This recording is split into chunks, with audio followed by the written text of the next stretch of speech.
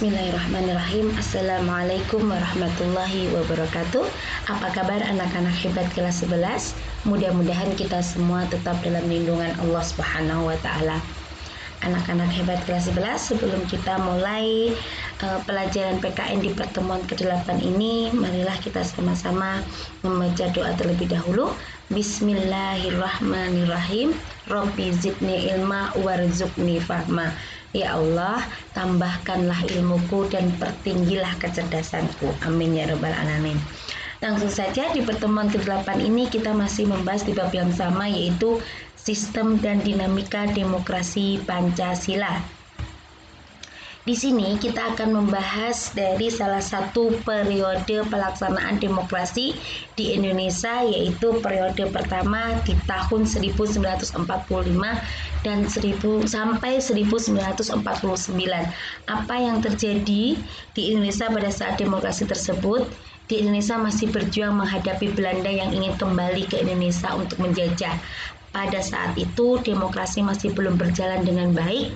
Hal itu disebabkan oleh adanya revolusi fisik. Pada awal kemerdekaan masih terdapat sentralisasi yang berbunyi sebelum MPR, DPR, DPA dibentuk menurut Undang-Undang Dasar. Ini segala kekuasaan dijalankan oleh Presiden dengan dibantu oleh KNIP. Ada yang ingat ya? KNIP itu apa? Komisi Nasional Indonesia. Terus kita lanjut.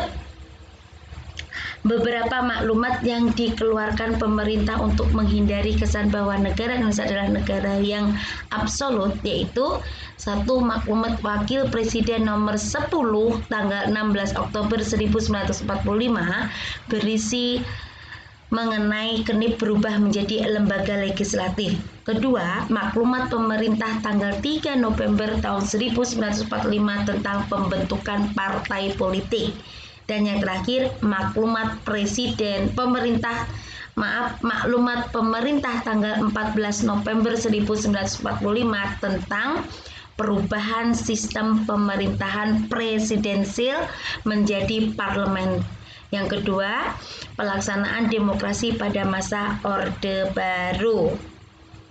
Terus, penyebab praktek demokrasi pada masa ini dinilai gagal ya, karena satu, dominannya partai politik. Dua, landasan sosial ekonomi yang masih lemah. Dan yang ketiga adalah tidak mempunyai konstituante bersidang untuk mengganti Undang-Undang Dasar sementara tahun 1950 kekuasaan atau pasal 4 peralihan Undang-Undang Dasar 1945.